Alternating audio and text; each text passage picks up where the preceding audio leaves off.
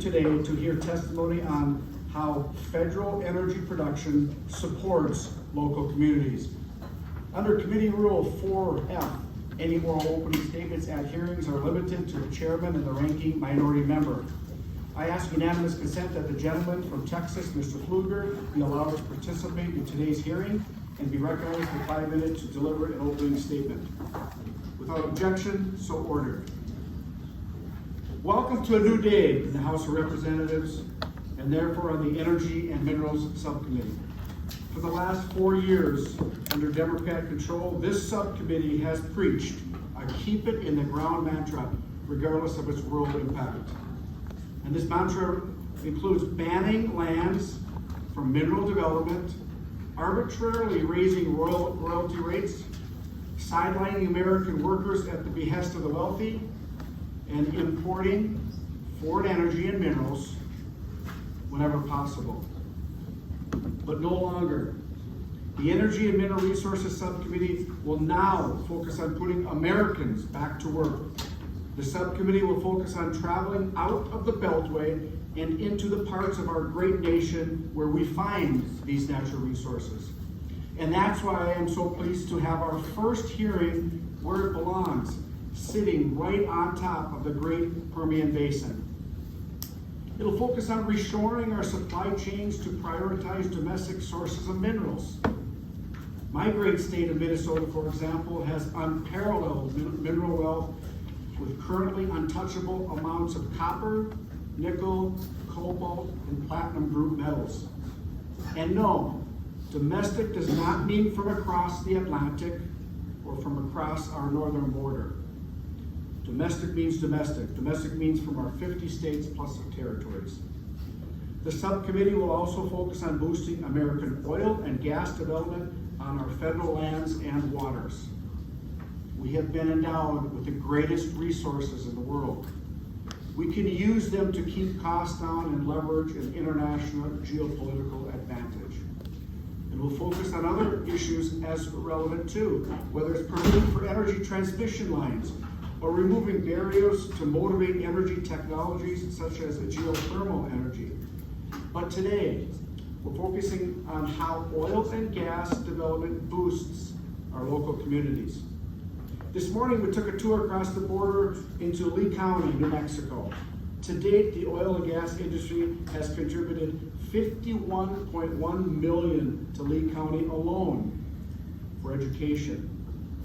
And more broadly, oil and gas development accounts for 1/3 of New Mexico's general fund revenue. Housing assistance, public safety, food programs, transportation programs, healthcare, and infrastructure, all of which are funded by oil and gas receipts. The Mineral Leasing Act is the law. That means that we must issue oil and gas leases at least quarterly. And the benefits of those lease sales and royalties at the state level means more money for students, teachers, and our communities. So why has there been a significant hostility to development in New Mexico since Joe Biden became president, especially when it's such a boon for education? It is not the same oil and gas find as West Texas, the Permian Basin, where operators can easily follow the prescribed rules and the regulations.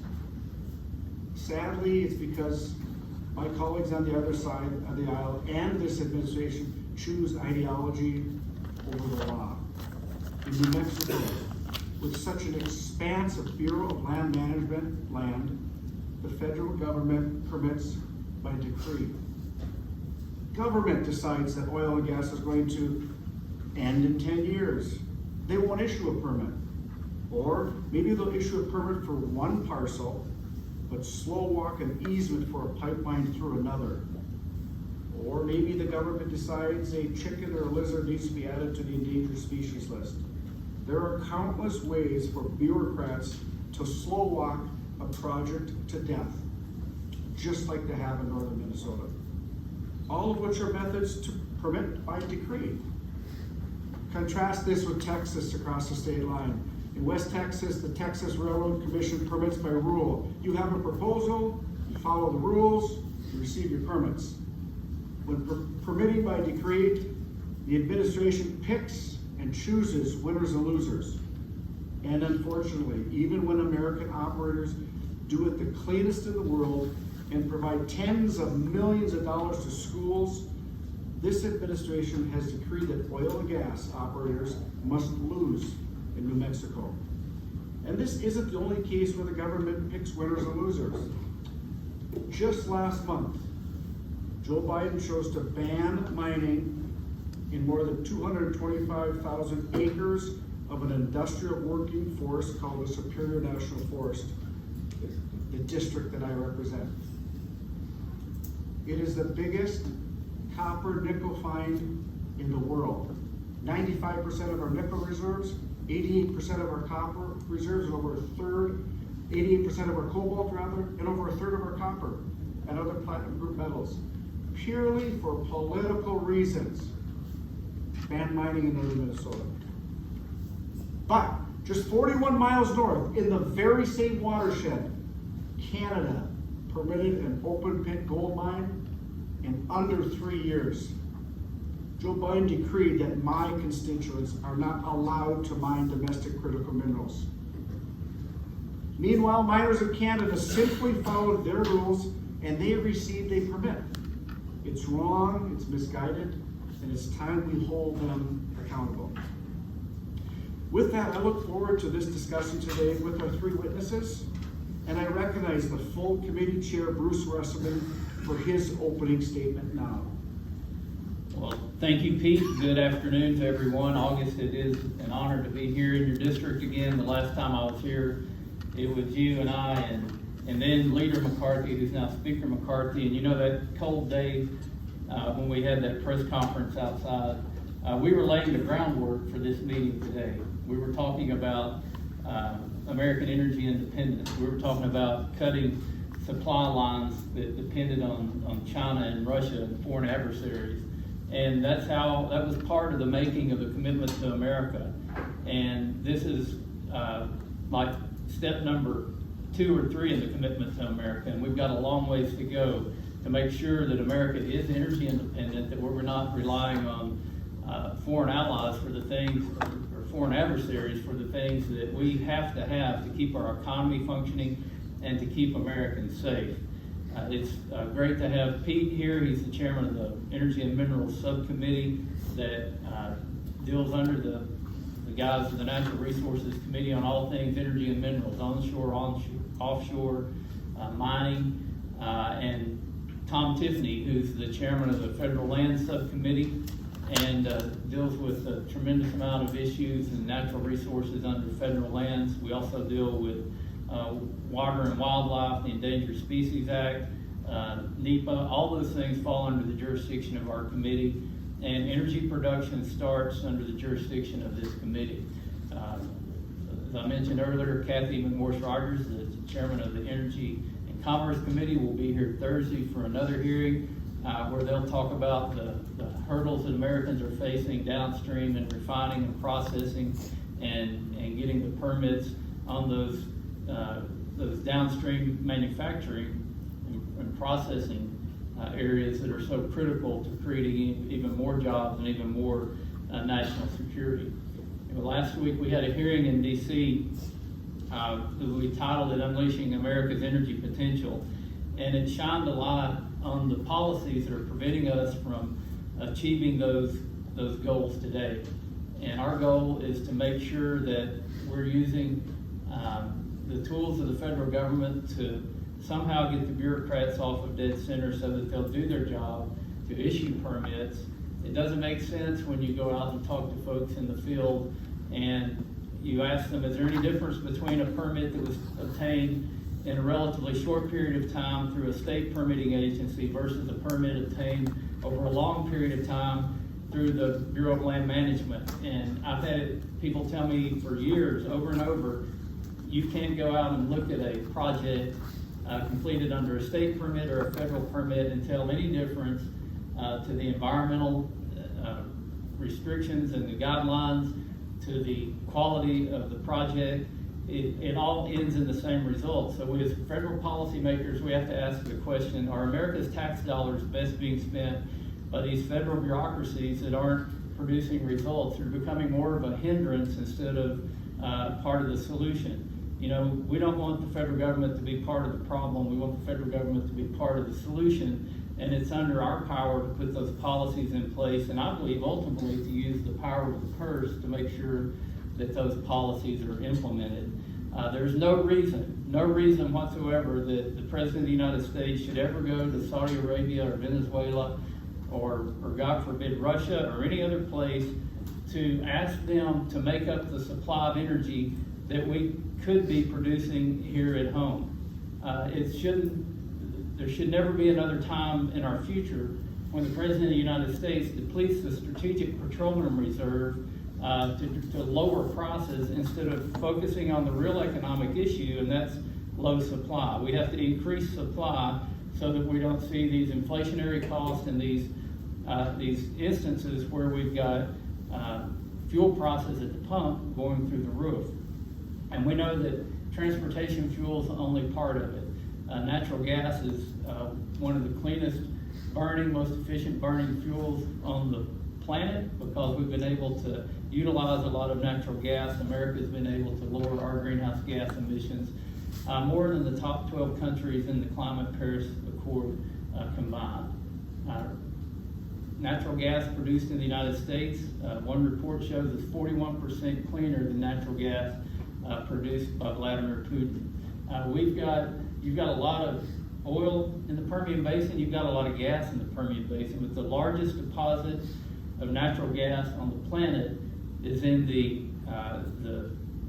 Marcellus and Utica Shale play out in Pennsylvania. Yet we can't build pipelines up to New England, and when all this was going on with Russia and people were talking about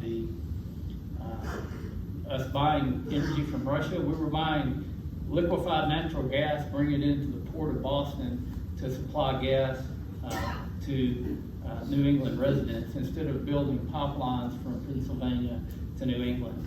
That just plain doesn't make sense, and it shouldn't be that way. It shouldn't require Congress having to have hearings and pass laws to do the right thing. But if that's what it takes, I know that there's 3 other gentlemen here and about 220 or 218 more or 19 more in Washington, D.C. that are wanting to do the same thing, to put common sense back into the equation, to look out for America's needs and America's resources, and to also do this in a way that generates wealth and provides American jobs instead of shipping our jobs overseas. So I think the witnesses that are here today, I enjoyed reading your testimony. I look forward to hearing your oral testimony and then having a chance to ask questions and to find out more about these issues so that it can inform us to write legislation that we should be marking up and passing out the House in early March.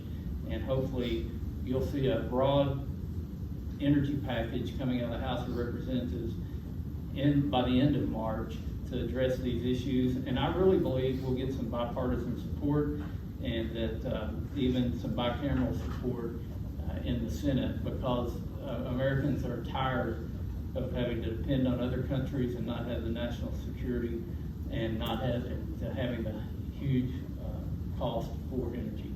And Mr. Chairman, I'll yield back. Thank you, Mr. Westerman. The chairman now recognizes the gentleman from Texas, Mr. Pfluger, for 5 minutes to deliver an opening statement and to introduce our witness from Texas, Ms. Midland.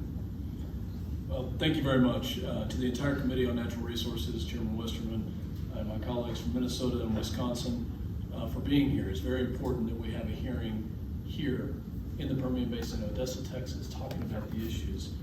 I'd like to specifically thank University of Texas Permian Basin to be able to pull together a hearing. Dr. Sandy Woodley, the entire staff here, thank you. Ector County Judge Dustin Fawcett, the Mayor of Odessa, Texas, Javier Hovan, and the President of the Chamber of Commerce, Renee Earls, thank you for being here, for your support, and so many others, Sheriff Mike Griffiths and so many others that are here. You know, the hearing was open to all members of the committee, Republican and Democrat, and I think what's telling right now is that we want to have this bipartisan discussion. We want to talk across the aisle to our colleagues about the issues that we're facing, because this should not be a partisan issue to put energy in an inexpensive, reliable form that every American family enjoy, that increases our economic prowess, that helps our national security, that we're able to deliver across the ocean to places like Ukraine or other countries that are being threatened or held hostage by adversaries or would-be adversaries. This should not be a partisan discussion. We should be able to come together.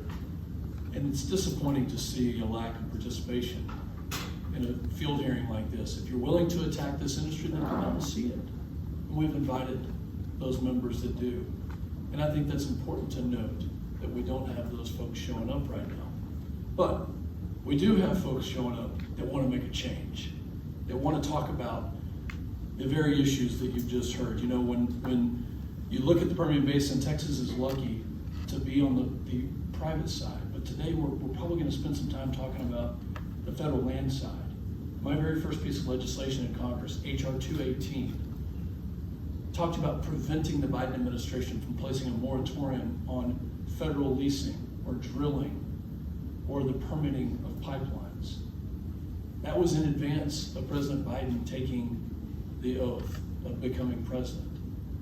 That was in the first week of January of 21, because we knew, based on his campaign promises, that he was going to attack the industry, and here we are. And so while Texas is lucky, other parts of the United States do have to go through the federal permitting. And that's one of the things that we need to talk about today. When you're looking to supply energy needs for America, President Biden's first call should have been, his first visit should have been to Odessa, Texas, not Saudi Arabia. He shouldn't have called Putin or Venezuela. He should have come right here to the Permian Basin to ask what the producers here, what all of you in this room and throughout this community can do. You know, globally, the share of crude oil production coming from the Permian has grown 1% in 07 to nearly 6%, from 2007 to 6%. At one point in late 2019, early 2020, this region was doing almost 14%, 15% of global production on a daily basis, 13 plus million barrels a day. That is increasing economic security, not just for the United States of America, but for our allies. That is increasing the jobs that every community has, the 10 million Americans who participate in this industry. The fact is that the Permian Basin is the largest secure supply of oil and gas in the entire world and remains a safe harbor of stability and opportunity. And by investing in the Permian Basin, America is investing in our own future. It's my pleasure to introduce you to the witness from the Permian Basin, Tracy Bentley, who is an incredible leader in charge of the Permian Strategic Partnership with a membership of 19 companies, a model for what private partnerships with public entities can do. By investing in our education, by investing in healthcare, by investing in infrastructure needs, not just right here in Midland, Odessa, but also into New Mexico, by taking private dollars and putting them to work so that families can enjoy high-quality education and high-quality healthcare, and that they can have a safe transit and a safe commute, that our roads and our bridges and our highways are safe. Tracy brings a wealth of knowledge coming to us from Colorado prior to this, and running a large trade organization responsible for encouraging investment in the energy industry inside New Mexico. I know that we are going to be very, very happy and pleased to hear her testimony. And I can't wait to hear the questions asked, because when it comes to the communities, the investments that those communities are making into energy security, which is a national security issue, nobody knows this better than Tracy Bentley, and nobody knows it better on the impact that it has on every American family who decides to take this up as a career, to put food on the table and to put their kids through college and raise their families than Tracy Bentley. With that, Mr. Chairman, thank you for coming to the Permian Basin. Thank you for coming to Odessa, Texas. I yield back. Thank you, Representative Pfluger. Now I am going to introduce our other witnesses. The Honorable David Gallegos hails from Eunice, New Mexico, and represents the 41st District in the New Mexico State Senate. Mr. Doug Ackerman is from Santa Fe, New Mexico, and serves as the President and CEO of the New Mexico Oil and Gas Association. So let me remind the witnesses that under committee rules, they must limit their oral statements to 5 minutes, but their entire statement will appear in the hearing record. When we use timing lights, when you begin, the light will turn green. When you have 1 minute left, the light in front of you will turn yellow, and at the end of 5 minutes, the light will turn red. And I will ask you to please complete your statement by that time. I will also allow all witnesses on the panel to testify before member questioning. So the chair now recognizes Senator Gallagher for 5 minutes. Thank you, Mr. Chair. Thank you, Chairman Wasserman and Vice Chair, or Committee Chair, Subcommittee Chairman Stopper, and honorable members.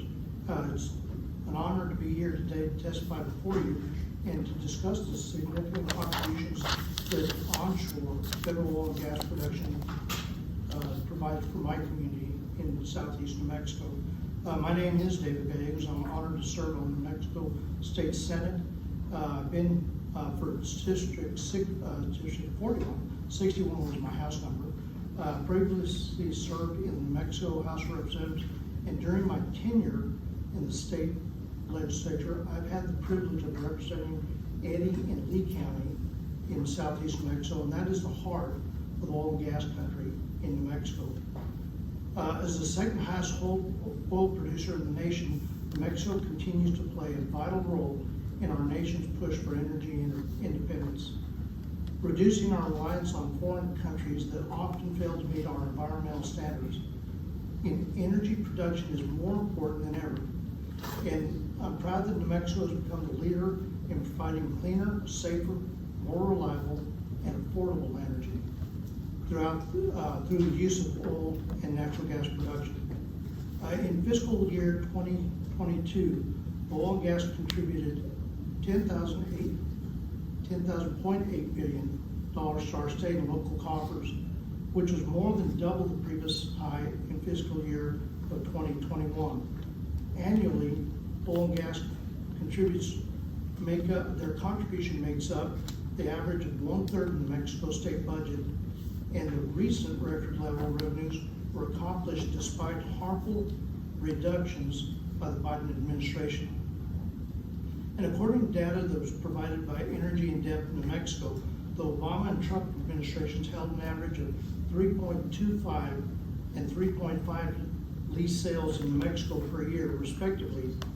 And as president, while the Biden administration has only held a schedule or a total of 2 sales, with a current average of 0.67 lease sales per year. Even if the Biden administration were to hold 3 sales in 2023, we'll have only offered the average of 1.7 lease sales per year in New Mexico. This is significantly less than the Obama and Trump administration. Despite these facts, I'm proud to share that in my home county, Lee County, it is rated as #1 county in the nation for oil production. This production has led to historic funding for public schools locally and throughout the state. Roughly 1/3 of the state's public education funding is derived from oil and gas, providing $1.4 billion annually to support our students and teachers. As a longtime school board member of the Eunice Public School District, they allow us to, and I apologize, be the beneficiary. So Lee County is beneficiary of $48.7 million for our public schools. That was in fiscal year 2022. And it supports 14,793 students and 1,343 teachers that reside in my district. This funding aids our teachers, our students, our superintendents in actively adding the needs for the most at-risk students. And these allow us to produce an education for our students that are beyond what capability is of the district alone. These figures are more than $283 million, which was provided by the industry to New Mexico's higher education. And it's clear that the oil and gas not only is funding our current needs, but our future needs and our successes. Unfortunately, the Biden administration positioned on energy jeopardizes those very dollars and risks the quality of life for my family and my constituents. Oil and gas production from public lands accounts for roughly 1/4 of the annual United States production, and limits on federal drilling is disproportionately impacts New Mexico, which depends heavily on the revenue from our share of the extraction royalties. Any significant revenue reduction caused by the imposing production limits would result in catastrophic cuts to our public schools, our infrastructure, our public safety, and New Mexicans' health. At a time when New Mexico ranks below the national average on economic opportunity, the oil and gas industry provides more than 134,000 Mexicans with high-paying jobs. Meanwhile, the revenue received by the state supports construction and maintenance of our roads, highways, and helps put officers in our communities to help keep us safe. The positive impacts of oil and gas can be seen each day, it being with the school buses driving our kids to and from school, our clothes we wear, the technology in our classroom, and the workforce we use.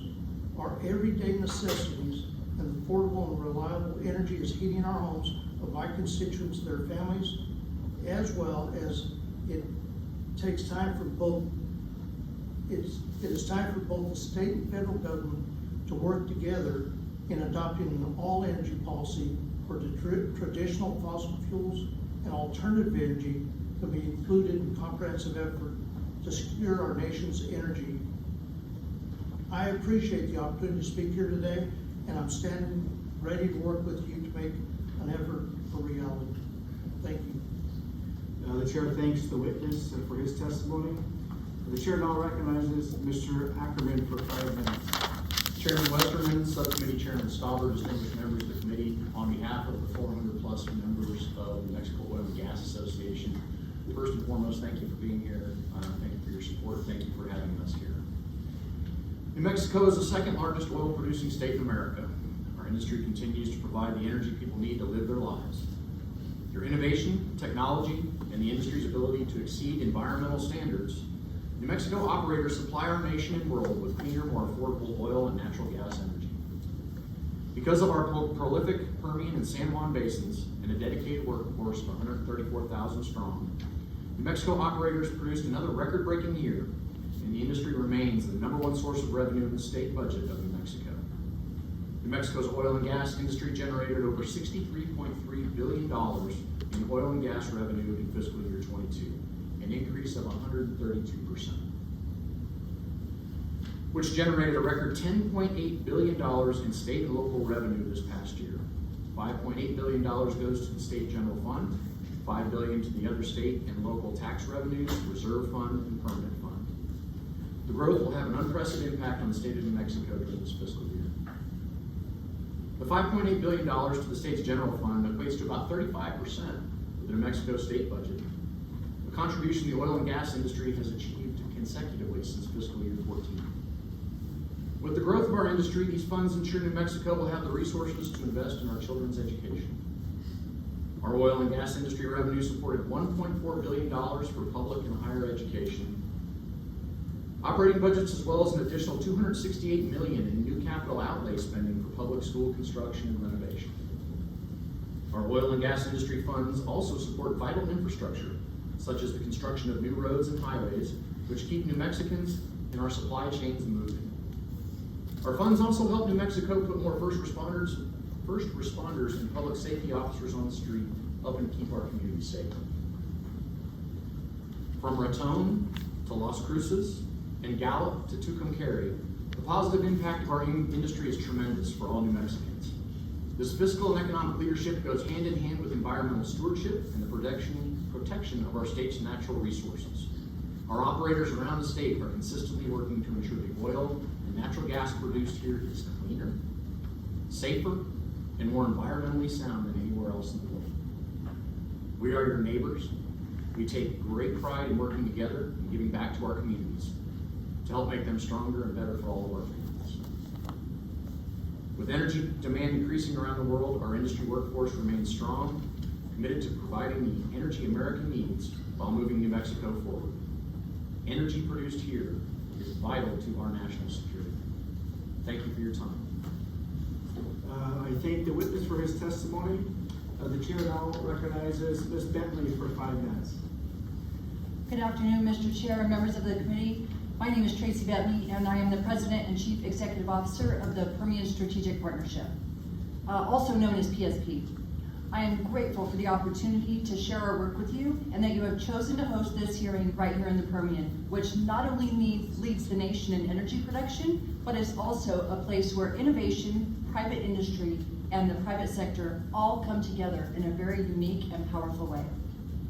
PSP is a partnership of 20 oil and gas companies operating in the Permian Basin, which includes West Texas and southeastern New Mexico. Our companies who are members of our partnership are listed in my written oral testimony. PSP was founded in 2018. Our mission is to strengthen and improve the quality of life for Permian Basin residents by partnering with federal, state, and local leaders to develop and implement strategic plans that foster superior schools, safer roads, quality healthcare, and a well-trained workforce. In 5 short years since our founding, the PSP has directly invested nearly $125 million of our own dollars in projects across the region, but we've leveraged these dollars into collaborative investments totaling $975 million. In 2022 alone, we committed $32.6 million towards education, workforce, healthcare, and road safety initiatives, all of which will support the region's crucial social and economic infrastructure. Our work for future generations begins with investing in education. 1 out of every 3 residents in the Permian reads below a 3rd grade level. Polling of PSP member company employees has shown that public education is the single greatest factor in evaluating a location change, and it is equally important to families already living here in the Permian. The majority of our students are not meeting grade level standards, and we are over 50% of our students are economically disadvantaged. Progress is being made, but we still face the challenge of exponential growth. PSP has directly invested over $47 million in education initiatives across our region. As one example, we announced a partnership with the Cal Ripken Senior Foundation to provide $7.5 million towards the creation of 134 state-of-the-art STEM facilities in schools across our region. This will impact 3,000 teachers and 60,000 students.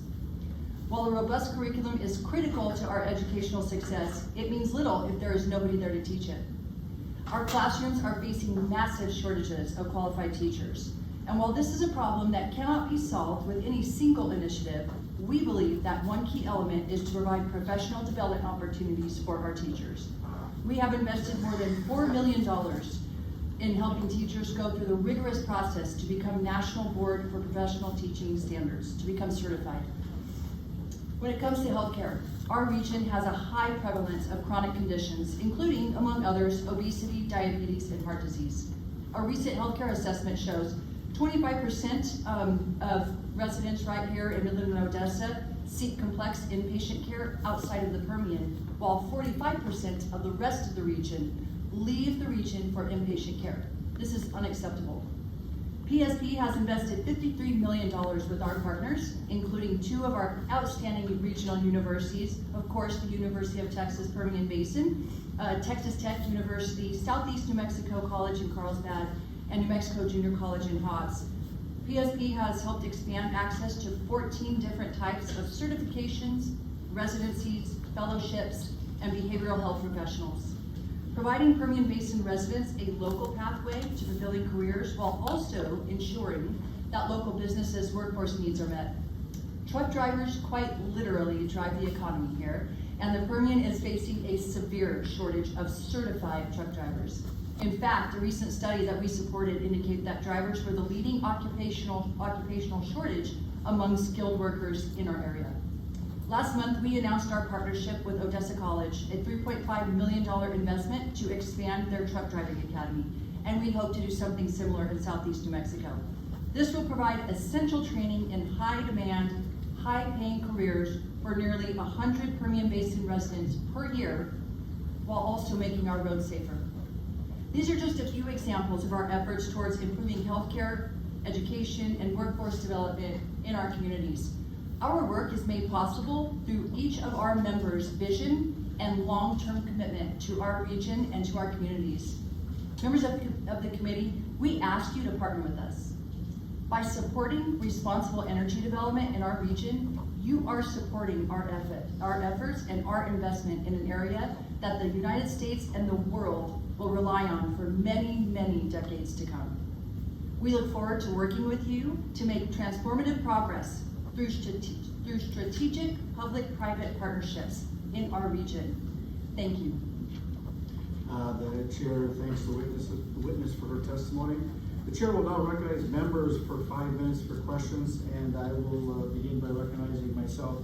Mr. Gallegos, we were in Roswell with another member of Congress a little over a year ago, and we talked about the devastation that this administration has and the reduced royalty of the production for the communities. We talk about healthcare, police, fire, ambulance, education, roads, etc. I remember asking an individual who wasn't supportive of the industry. I said, how are you going to make this up? I couldn't believe the answer I got, but I'm going to share it with you. Through the sales tax of selling marijuana. I thought, I can't believe that a professional answered that way. I don't know how much and how high people have to get to sell that much to make up for what you're described. And that's unacceptable. I wore the police uniform for 23 years. You're gonna make that up by doing this to our kids? That's why when Representative Pfluger said this was supposed to be a bipartisan, the chair and I invited everybody from the committee. And I'm disappointed that my colleagues from the other side of the aisle didn't come to this valuable hearing. Mr. Ackerman, thank you for participating today. Joe Biden claimed in the State of the Union that, quote, oil and gas will end in 10 years, end quote. We know that isn't true, it's not even feasible. However, he's trying. Although perhaps unlawful, he has crippled leasing as much as he possibly can. Much of the federal production right now is occurring on leases offered under the Trump administration and previous administrations. Under Trump, 153 parcels per year were offered. Under Obama, 103 parcels, and under Biden, only 9.6. This shortfall will unjustly be felt by your membership. With Joe Biden choking leases on energy, which allows energy demand to skyrocket, how will your membership react to the dwindling acres available, and how can we in Congress help? Mr. Chairman, thank you for the question. No industry has been more unjustly villainized than oil and gas. On all fronts, never has a more vital industry to the security of this nation faced a bigger onslaught of attacks. Vague and random ESG policies have shut down financing. From a number standpoint, 53 to 54% of the production within New Mexico is on federal land. The other 35% is on state land. So when you look at the challenges both on the federal and state level, any slowing of lease granting, any feet dragging on the permitting side, slows down 53 to 54% of the entire production within the state of New Mexico. The oil and gas industry within New Mexico has proven from a time when oil actually went negative during COVID, you had to pay people to take oil. They've increased production 132% in a short amount of time when costs in the oil field, labor is hard to get, anywhere from 75 to 150% increase in cost of inputs because of the supply chain challenges. The industry can provide, and we're grateful for any help and support we can get to minimize the effects of the current progressive agenda. Thank you, and I can tell you that permitting reform is a priority for Mr. Westerman and the other members of the Natural Resources Committee. Senator Gallegos, thank you for participating. Your constituents are hardest hit by this administration's keep it in the ground mentality. Building off my question to Mr. Ackerman, as the Trump and previous administration's leases are completed and we now fall to the few acres offered by the Biden administration, how do your counties, townships, and municipalities brace for future catastrophic funding shortfalls? Thank you for that, Mr. Chairman. So what happens, because we've ridden the cycle before, in Southeast, we've always learned to be able to restore some money back But what's gonna happen drastically here now, because of the permitting, is I predict we have 2 to 5 years maybe, of permits that are out there. Production is on a peak during the initial drill, but it drops off significantly. And I don't think it hurts just my communities, I think it hurts the state as a whole. Right now, we're spending money recklessly throughout the state because we have an abundance because of oil and gas. You take that out, we're gonna go back to what we've historically done, taking money from schools, from safety, public safety, because you have to find some places you can pull back. We have to have a balanced budget every year for the state of New Mexico. Well, when that money's not there, we have to pull it back from areas that we can. And a large part of that, Mr. and members, is in staff. At some point in time, you have to lay people off because we do not have the funds available to do it. So what happens to oil and gas in the good time is a blessing to the state, and on the other side, it hurts the whole state by losing people and opportunities. And I thank you for your answers. The chair will now recognize the full committee chair, Mr. Westerman, for 5 minutes of questions. Thank you, Chairman Stallborn. Thank you to the witnesses for your testimony. Senator Gagas, I have to say I'm a little bit envious, having served in the Arkansas legislature where we had a balanced budget. And when I read your testimony before, when I read your written testimony, there was a number that stood out, and it's the $10.8 billion in oil and gas revenues that are going to the state. And so I did a little further research, and I saw that the population of New Mexico is 2.1 million, and the population of Arkansas is almost 3.1 million. Yet, our balanced budget last year was $6 billion, and the state of New Mexico's balanced budget was $9.44 billion. So, you've got a lot to work with because of these oil and gas revenues, and you just mentioned that some wasteful spending, but how on earth do you waste that much money? You know, we were up there this morning, you're obviously not spending it on the roads. Mr. Chairman, thank you for that.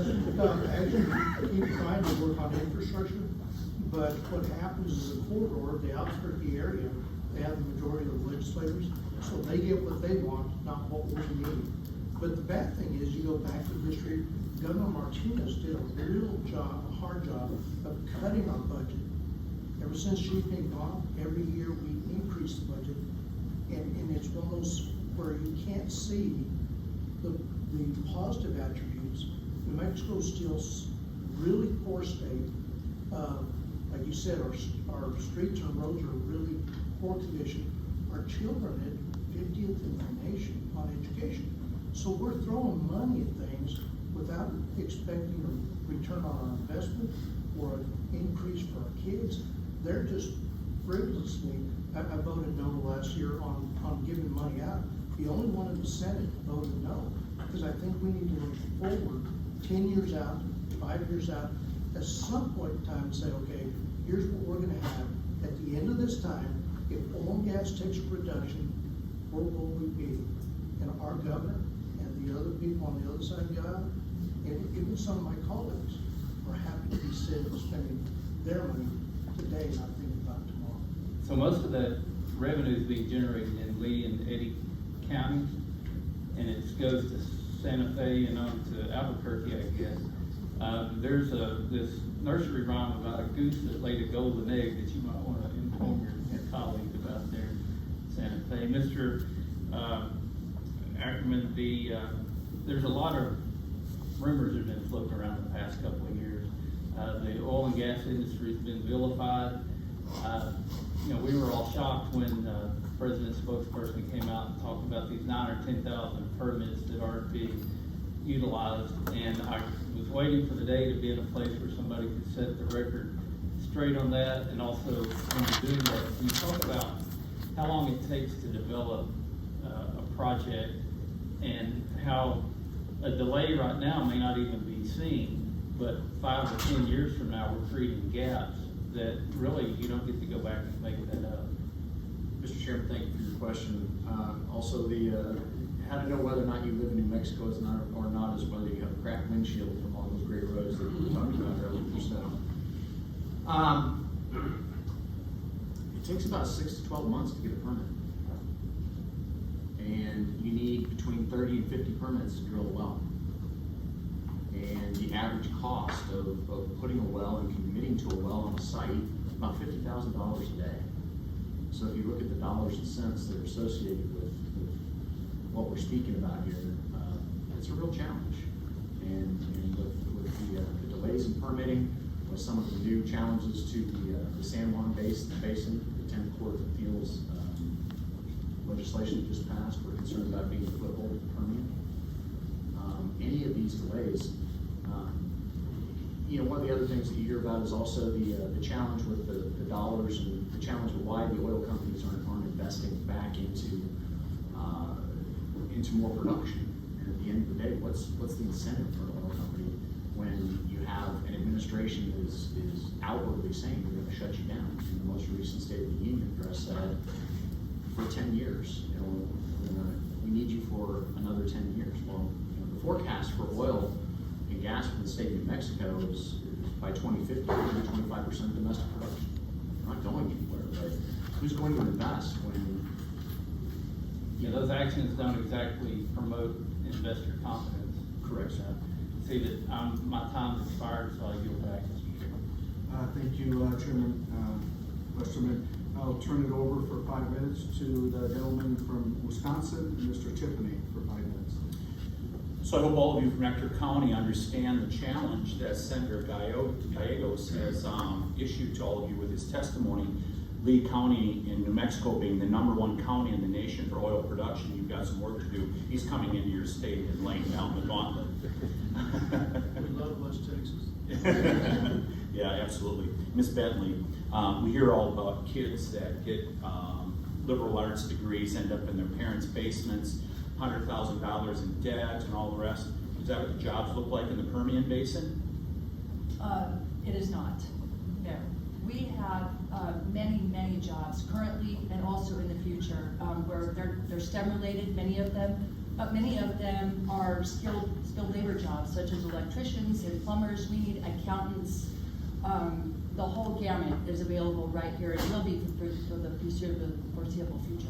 Yeah, I was really struck today in the tour that we did over in the Hobbs area at the number of professionals that are employed, and it really struck me that the number of people, whether they're engineers, geologists, whatever they may be, there's a lot of high-skilled jobs to come into an area, isn't there? There absolutely is.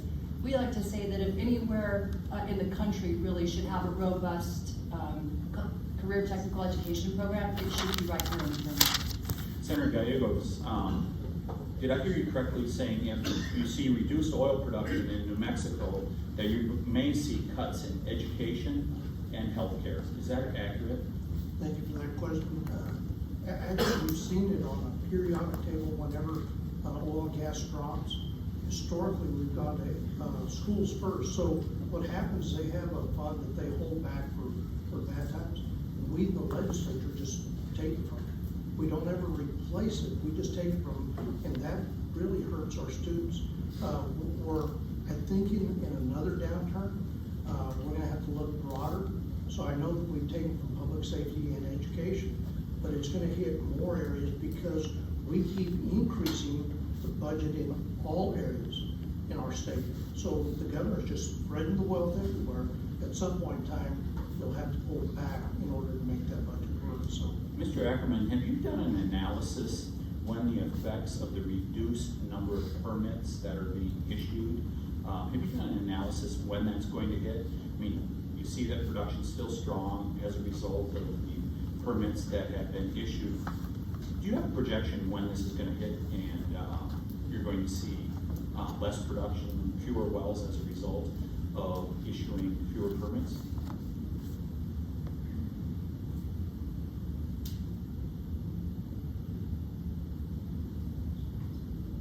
Thank you for the question. I don't have an official look at that as we've looked at the challenges that are facing the industry and the challenges that continue to grow. We don't have there's so many different variables at play here. I don't have an exact number for that. Senator Gallegos, do you have a guesstimate of when you expect to see that Well, and thank you for that. Also, just seeing how it's been in the past, I would say between 2 and 5 years, because, and projections are, we've got plenty of oil and gas. It's not about the product. It's not the timeline that you have, the gap that it's gonna create. I think we're gonna have a cliff effect whenever the permitting gets to the point that we're not replacing the permits. Then I see oil and gas drop, and just because of regular, production out of that well, if you don't continue drilling, then the production falls off. So I would say, you know, just my thoughts, I say 2.5 to 5 years, we'll see a drop, unless, the feds start allowing us to have permits. If a member of the New Mexico congressional delegation asked for a federal energy production hearing in southeast New Mexico in your district, would you welcome them? I would. I don't see that coming, because they are totally against oil and gas. We love, I sent a text to my last congresswoman, we met Harold earlier. She would love to be here, but in reality, the other side of the aisle in New Mexico wants to do away with oil and gas production, so they're not in favor of the permitting process at all, even at the cost to our students and our kids in our community. I want to close with just 2 quick things, Mr. Chairman. One, as Chairman Stauber mentioned earlier, we are looking hard at NEPA, which is one of the biggest concerns when you're talking about forest management, mining, oil production, wherever the case may be. We do need reforms to NEPA, the regulatory policy that governs on federal lands. And we're hoping to be able to get some changes to that and hopefully get some bipartisan agreement. And finally, I'd just say to you, for those people that are chasing the green fantasy, the Permian is a problem. And you should smile every day when you go to work knowing that you're stopping people who want to impoverish Americans with higher energy prices. I hope you smile every day as you continue that robust production in the Permian, because you are standing up for the people of the United States of America. Thank you for the work you do. I yield. Thank you for the questions, and finally, the chair recognizes the gentleman from Texas, Mr. Pfluger, for 5 minutes. Thank you, Mr. Chairman, and I couldn't agree more with my colleague, Mr. Tiffany, about that. Thank you for standing in the gap. And as a small correction to my facts on the 14 million, my point was to say that the Permian Basin is producing almost 50% of that, which is about 6 to 7% of the worldwide production. Just an incredible amount. Ms. Bentley, Permian Strategic Partnership is really a one-of-a-kind organization. It's doing something that's supporting national security. If you could talk about the importance of national security, and then maybe give us a sense and scope of how many people are employed in the Permian Basin by this industry, and then the family members that are impacted positively by this industry. And I'll have a follow-up here in a second.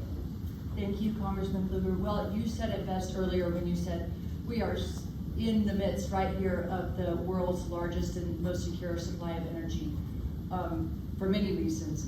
But number 2, I think it's important to remember why that is. And a lot of that is due to the hard-working men and women that every day go to work and produce some of the cleanest energy anywhere in the country and the world as well. And so when we hear rhetoric from Washington, D.C., that that's not important anymore, you can imagine the effect that it has on a region like ours and, of course, across the country. But the truth of the matter is, we know that the world is going to need our energy for decades and decades to come, so we keep at it.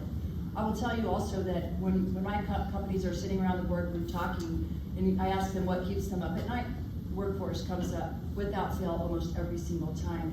We are worried about having the workforce for the future that we're going to need to continue to produce the energy that the world relies on. And so making sure that we have the infrastructure, both social and what we think of as traditional infrastructure, to sustain our workforce is becoming more and more important every day. No, thank you for that. You know, if we go the path of Western Europe and we attack fossil fuels, and we enact the policies that President Biden has done, you know, over the last 2 years, you know, what's the economic impact here? I mean, Texas had $24 billion paid from the oil and gas industry. $24 billion paid to the state in local taxes, state taxes, that supported education, that supported roads, that supported infrastructure. So if we go the way, if we continue down this path, what's the economic impact we expect? You're exactly right, and we heard a good senator from New Mexico say earlier that oil and gas revenue is about a third, maybe a little over a third of New Mexico state budget, and that's just our two states. When you look at the national level and globally, there's no other greater economic driver when it comes to energy than right here in the Permian. We employ, I think the statistic is nationally over 900,000 workers in the energy industry. And the revenue, of course, that comes from this area is paid off all the way down the chain over dividends, over dividends, over dividends.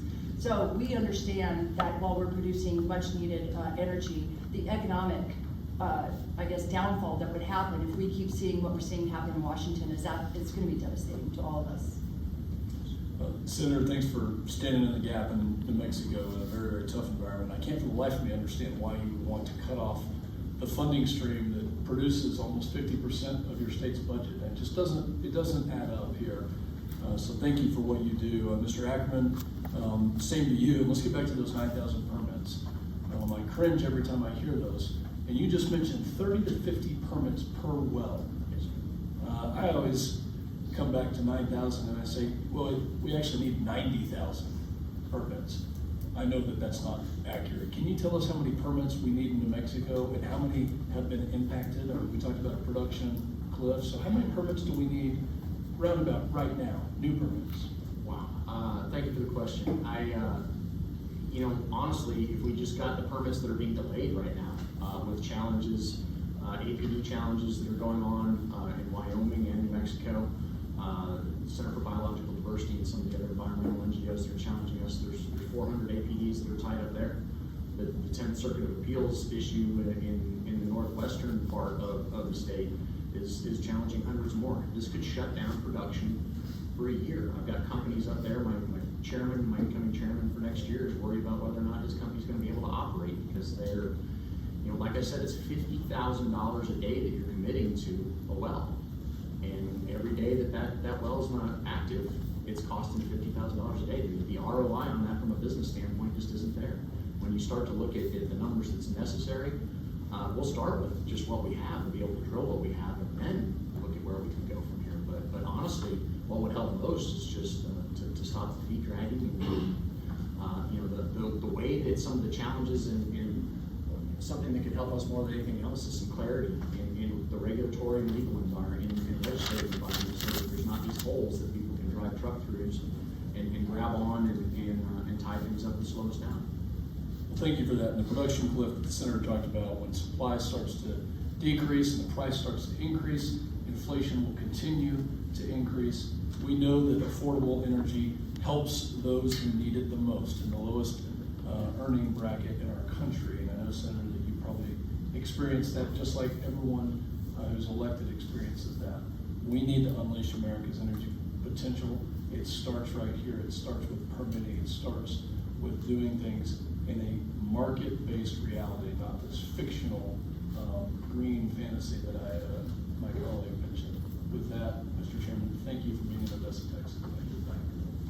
Thank you, Mr. Pfluger. And now the chair is going to request if there's a second round of questions. We have some time, and with time, we always want to get as many questions as we can. But before I do that, I want to thank the University of Texas Permian Basin for your hospitality in such a short period of time. We thank you very much. And I would also like to thank our staff. So we come here and we sit at the table. It's a lot of staff time to get it done, and the natural resources staff that came with us from DC and other parts. I want to thank you for your hard work. It's worth it. So I'm going to recognize myself for 5 minutes. We'll go in the same order. We always talk about all of the best energy. I used to say all of the above energy, but all of your best energy. And one of the things that we're seeing across America is this forced transition. And I want to bring you back to critical minerals mining. We need to be, as August said, energy dominant, we need to be critical mineral dominant too. That's part of our strategic national security. Those are two areas we can't get wrong. And right now, under this administration, they're not looking at it that way. They're putting us behind. Ms. Bentley, thank you for the work that you do strengthening the quality of life of those living in the Permian Basin. Your testimony discussed the students missing key benchmarks, reading, math, and science, and your organization's work to overcome those issues. How would the Biden cuts to education through leasing restrictions set back the progress you've already made? Thank you, Mr. Chair. I believe that they would be very, very significant in that you heard Senator Gallegos earlier say how much oil and gas revenue in the state of New Mexico, for example, goes directly towards education, not only teacher salary, but also per pupil spending, and also to actually build brick and mortar these educational institutions. And so if you start whittling that away, my goodness, you can see what's immediately going to happen. And I feel like New Mexico is one of the best examples of that. And I can tell you that as far as the rest of the region here in West Texas, our companies are able to make large investments, like what I described earlier, because businesses, it's good business here. But the second that starts to erode, is the second that these kind of investments we're going to have to take a harder look at. And so education is the key to everything that we've found. Without a solid education system, everything else kind of starts to crumble around it. Well, as Mr. Westman said, we took a tour of CTEC, very, very, very impressed, and I know you were part of that.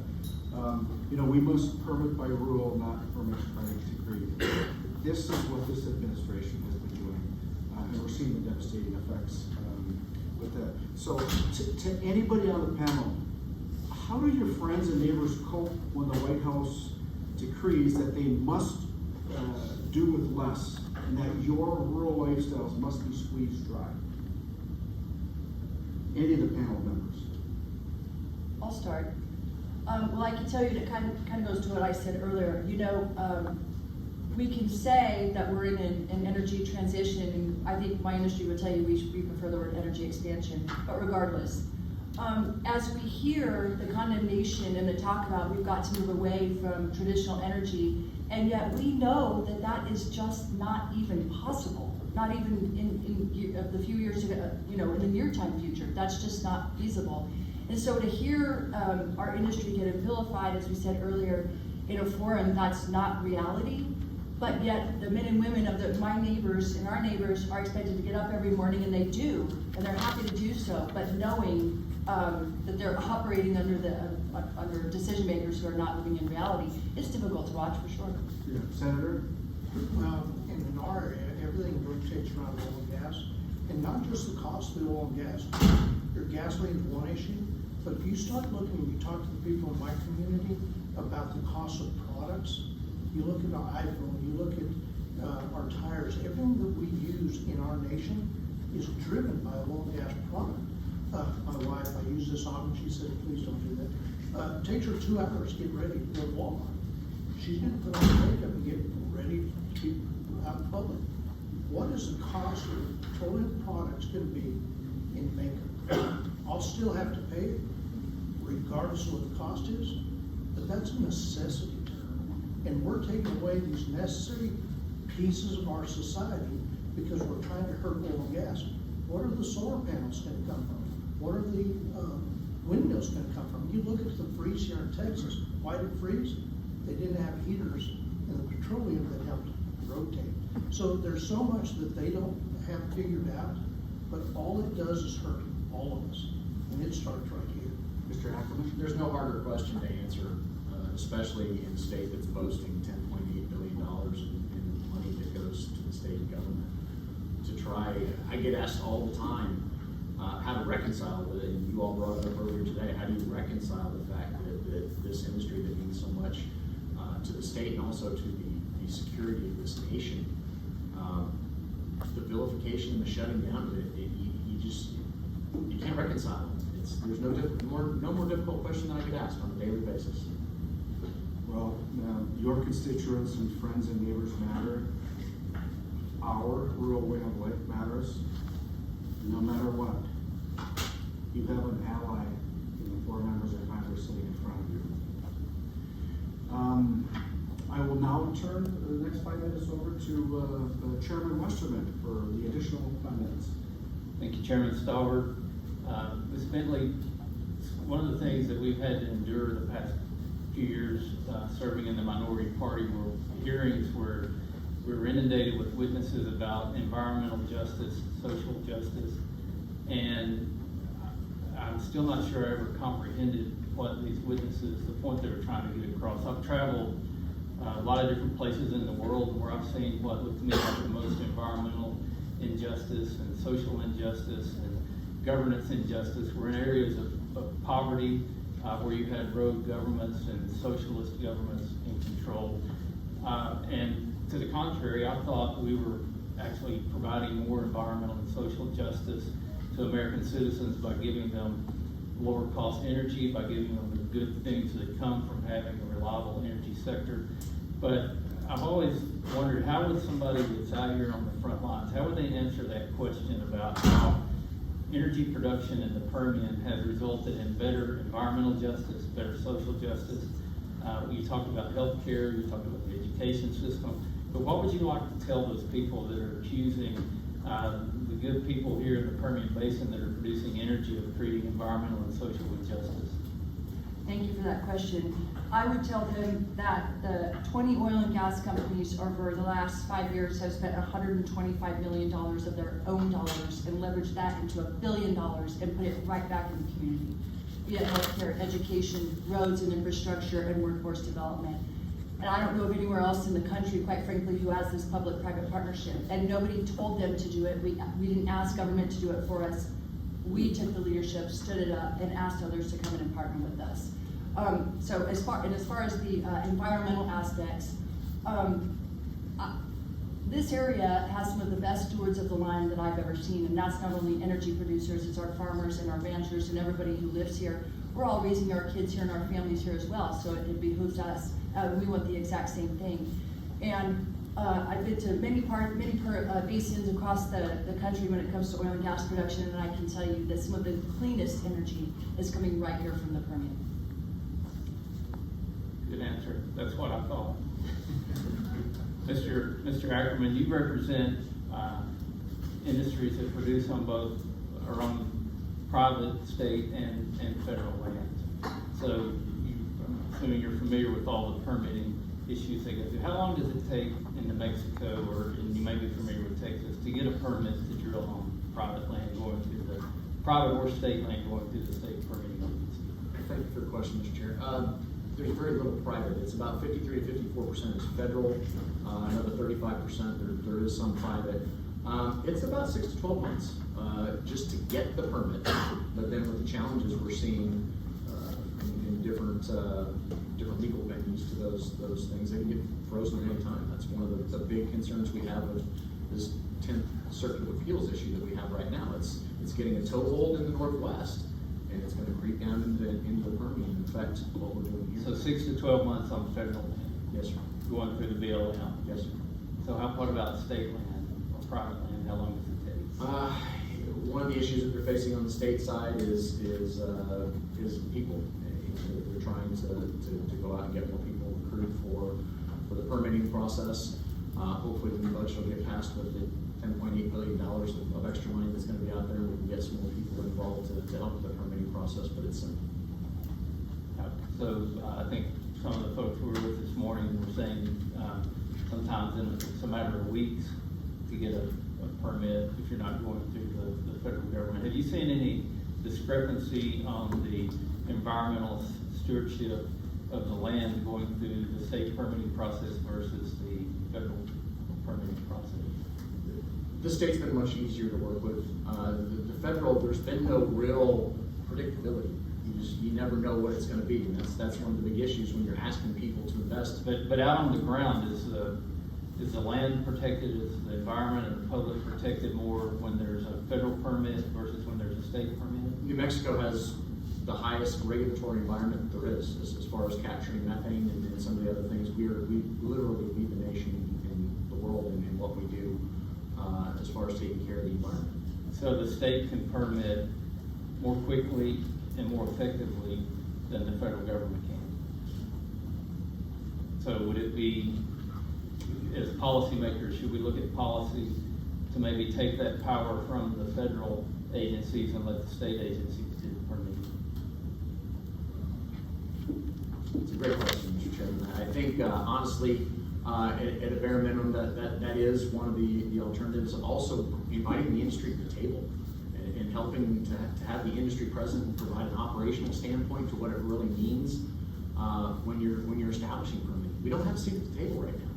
So why not bring the experts and the innovators to the table when it comes to helping to bring regulatory and permitting issues to some sort of reality?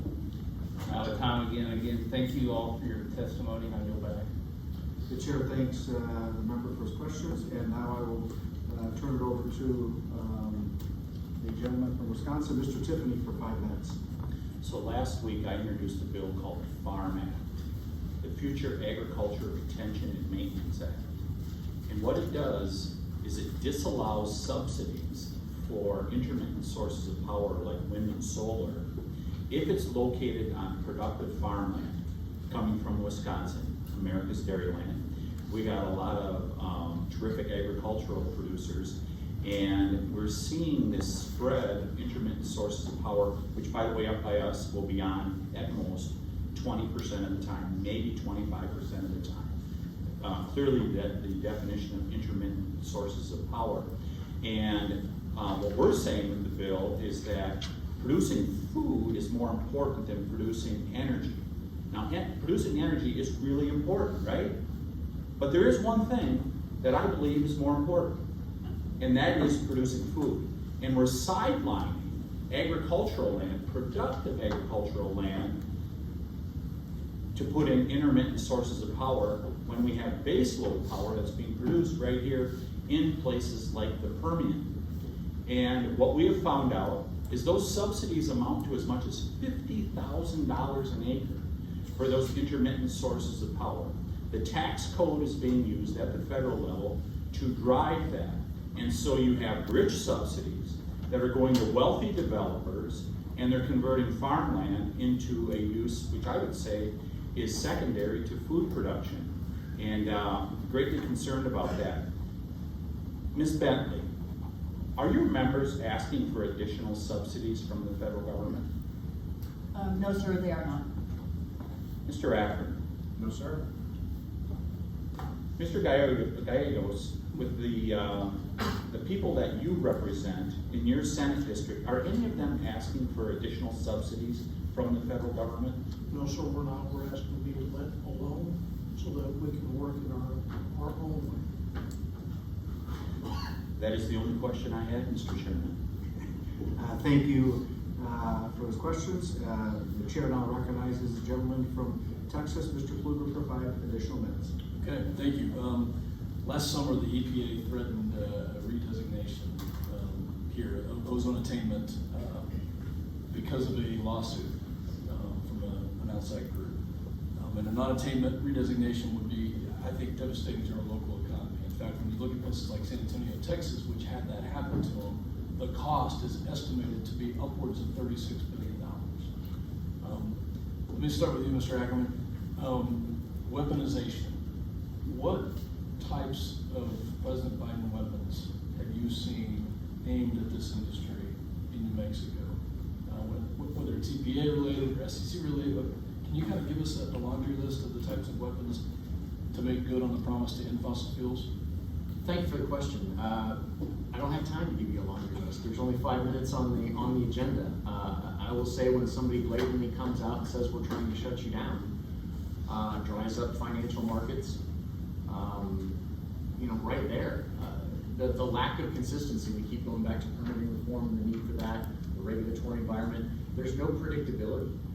And then getting beat up on the back end of that for not putting enough money into it when the price of gasoline goes high. It's just, you just can't make this stuff up, for lack of a better way to say it. So, and there's 2 fronts to that. There's also the environmental NGO. I'm also very familiar with the non-attainment that we're looking at challenging as well. We're looking at Out of the 70 parts per billion that are an issue from the ozone non-attainment, only 3 of them are attributable to oil and gas, but yet we're going to go after oil and gas for 3 out of 70 parts per billion. You know, from issuing permitting to challenging leasing, it's time to put us first. I would encourage, whether it's NMOGA or TXOGA or any of the trade organizations, to continue to provide us with these details. Because at the end of the day, these costs are being passed on to consumers. Endangered species, this week I plan to introduce a listing reform act that I think would modernize the Endangered Species Act. You know, things like the lesser prairie chicken. These are things that are not just impacting the oil and gas industry. In fact, they're impacting agricultural productions. They're impacting green energy, if you want to call it green, intermittent, unreliable energy. One thing that was said about the predictability, and I think that's the investment environment here, due to the unpredictability, we are acting like a third world country. When you see the Keystone Pipeline basically being expropriated from the government. Ms. Bentley, if you can kind of talk to me about what your member companies are saying, you know, the lack of predictability, how is that affecting their willingness to invest in new operations with that environment that we're seeing? Well, I feel very blessed in that for my 20 companies, some of them have 30, 40, 50-year plans to be in the Permian. And some of them will even tell you if they're going to be anywhere in the world, it's going to be right here in the Permian. And so for those reasons, prices will rise and fall, and hopefully the federal government will loosen up and understand how important we are. But we're in it for the long haul. We're going to be here for as long as the community needs us and as long as we can help in this community. Having said that, though, I will say that it certainly makes it harder to make those decisions when the cost of doing business skyrockets and you're getting permitted to death, without a doubt. The ESG issues are overwhelming throughout the country, and I think it's been said on this panel that the unwillingness to invest is because there's lack of predictability. Senator Gallegos, when it comes to New Mexico, I mean, how is this impacting your constituents, the communities? Earlier, we're talking about the long list. You look at the flaring, fracking, and even the leasing and permitting process. It hurts the majors and the independents. And those independents may have a marginal well that they get 10 barrels a day, and they may be living a family off that income, and it's not there anymore. If we could take those people that are against us out to the oil field and show them the technology that's out there now. I used to work for a natural gas company, and we were always looking for leaks because you want to retain that product for sale, not to have into the atmosphere. I think for years we've been doing a great job of protecting the environment because it's costing us if we don't. And to see what they're doing, they're willing to do to these small communities, just because they're in a high rise in New York, doesn't give them the opportunity to do that to us. Rural New Mexico and rural Texas have people that live here and will be here as long as we can. You shut off oil and gas, it devastates us. I mean, we would have to flee the area because it is the base of our existence, and that hurts each one of us. And I would say it will devastate every place in America, every place, rural or urban. And with that, Mr. Chairman, I yield back. Thank you. The chair's going to take, before we gavel up, the chair's going to take a moment, personal privilege, and allow one more question, and then some closing statements by the full chair. So, Congressman Tiffany, you've asked for one question. The chair recognizes you. Real quickly, will the proposed rule, the waters of the United States, affect your industry? Are you familiar with it? I'm not up to speed on it, I'm sorry. We could come back to it offline. I was just wondering if you had studied that. Thank you. And the committee full chair, Mr. Westerman, for some closing comments. Thank you, Chairman Stauber, and again, thank you to the hospitality here in Odessa and UT Permian Basin for allowing us to use your facilities for our first field hearing of the 118th Congress. Representative Pfluger, thank you for your leadership and for helping organize. And we want to mention that federal lands being one of the big issues under our committee. We could have had this hearing in New Mexico. We've got two of the New Mexico delegation actually sit on the Natural Resources Committee, but out of respect for members who don't want to have hearings in their district, we moved just across the state line here into Odessa. But members may not want to hear this in their district, but we're going to get the message out to show the American people what's happening in the real world, and we're right here in the real world today. So again, thank you to the witnesses and to everyone who put effort into making this hearing take place. We're going to take the information we've learned again back to DC. We're going to write legislation. We're going to pass that out of the House, and hopefully work in a bipartisan manner with some in the Senate and some in the House to actually get this legislation on the president's desk so that he can do the right thing for America, for U.S. supply chain issues, for national security, and for the future of our country. I yield back. Thank you. And I too want to thank the witnesses for their valuable testimony and the members for their questions. The members of the subcommittee may have some additional questions for the witnesses, and we will ask you to respond to these in writing. Under Committee Rule 3, members of the committee must submit questions to the committee clerk by 5 p.m. on Thursday, February 16th. The hearing record will be held open for 10 business days for these responses.